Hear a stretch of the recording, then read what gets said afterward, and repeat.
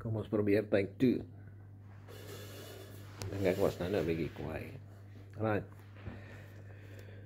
Prophetic notes. Ek wil hê die meeste van ons mense is nie bekend met profetiese woord en profetiese spanne nie. Nou hier rondom 1998 September was ons in die Kaap by vriende van ons en saam met 'n klomp geestelike leiers en konferensie en so aan. Maar wat hulle te doen is, en dit gebeur gereeld mense, verstaan my baie mooi. Hulle vat profetiese spanne, sit hulle by mekaar in groepe, mense wat kan profeteer, en dan vat hulle elkeen kry, so is een van die ouens in die span kry so A4 boek, en die ou is die ene wat die notas maak, nee, wat sê agterop, ja, syfers.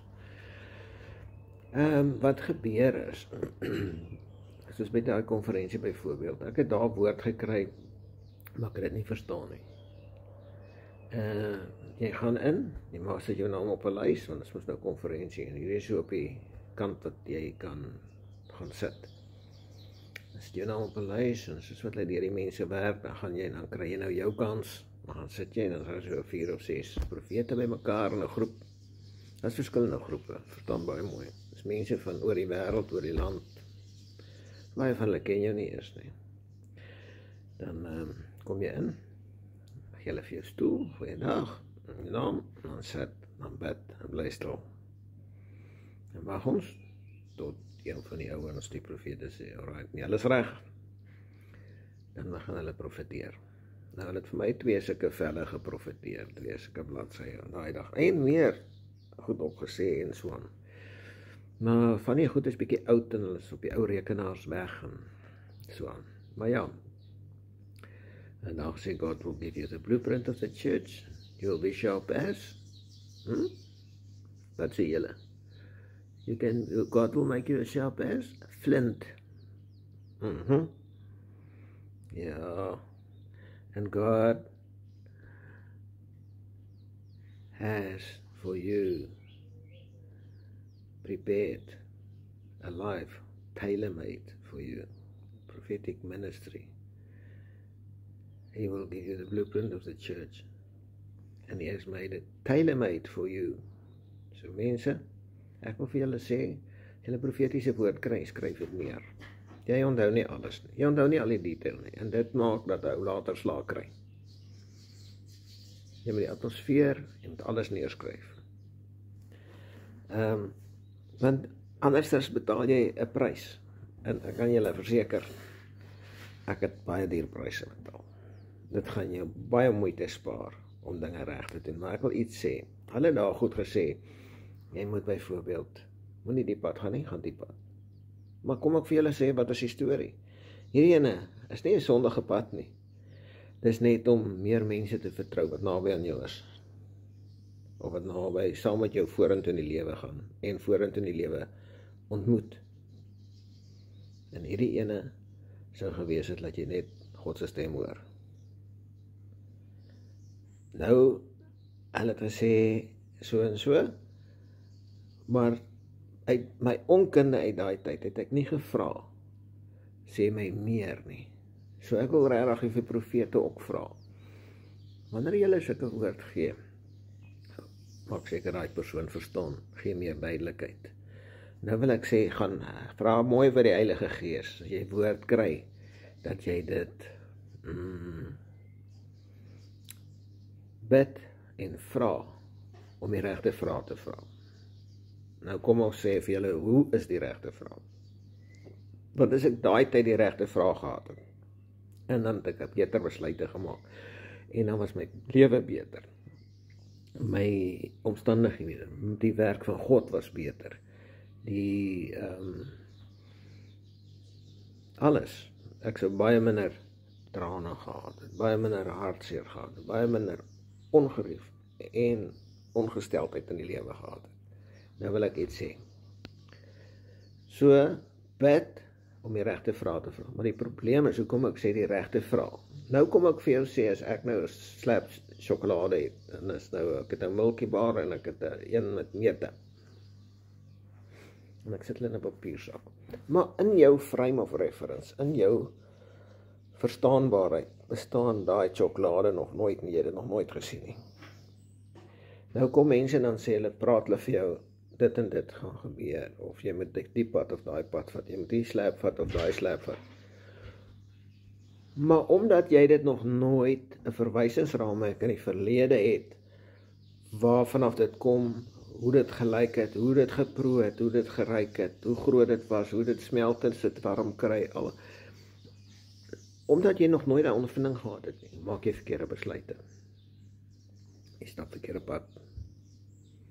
Jy kies die verkeerde sjokolade. Dink mooi wat ek nou sê. Maak verkeerde vriende. Laat sekere mense jou lewe beïnvloed verkeerd. Ja? Alright, kom ons gaan verder. Die profetiese woord ook onthou, is baie belangrik. Daar's baie invloede en baie mense wat profeteer vir hulle eie gewin en vir image en sulke goeders. Nee. Dit is hoekom die ou dae ook hulle profetespanne gehad het. Sê julle dit onthou. Dis ook hoekom Gideon, om seker te maak, hy hoor 'n velletjie laat uitsit het. Dit gaan nie net oor om bevestiging te kry nie, dit gaan oor om meer akkuraat te wees en akkuraat besluite te neem, akkuraat te kan optree, akkuraat te kan hoor. Ek wil regtig sê, ook vir hierdie tyd en tyd wat ons lewe, ons weet nie hoe lank het ons nie, maar ek wil regtig mooi vra. Hoor baie mooi. En ek moet vir julle sê, die pad wat ek stap is nie maklik nie, en ek is nie snaaks nie, maar ek gaan nie speel met iemand en doekies omdraai met iemand wat draaie loop, wat nie luister nie, wat nie hulle goed neerskryf nie, wat nie doen wat God wil hê hulle moet doen nie, wat nie profetiese woord doen nie. Regtig, ek is nie snaaks nie, maar kyk mooi in my gesig. Daar gaan nie speletjies wees nie. Nee. Die prys wat ek betaal het, heeltemal te duur om selfies aan te hou aansmeer. Ja, ek is baie lief vir julle. God's plan is tailor-made for me. So, ja. God's plan is tailor-made for you. Maar jy moet hom uitvind. Jy moet luister. Jy moet geestelike mense om jou kry, wat jou kan versterk, wat saam met jou die pad kan stap. Ek het nou weer kontak gemaak met van die mense van die tyd, en ek het iets wat ek wil uitsorteer. Maar ek wil regtig vir julle sê, bid vir mekaar, bid vir die kerk, die geestelike mense, die kinders van God, nie die kerk, want baie van die kerke is baie ver. Lief vir julle, en profete moet hulle nie weggooi nie. Daar is werklike profete, daar is profete wat raakvat, daai gemeente daar ook, wat hulle maak is, hulle het 'n profetespan voor in die kerk gehad, en op 'n stadium met ons heel agter gesit, en Here het vir my 'n gesig gewys, en goed net daar, my weggevat in die gees, en ek het 'n ervaring gehad, om hom te sien, op my voete, tussen 10:00 in die môre.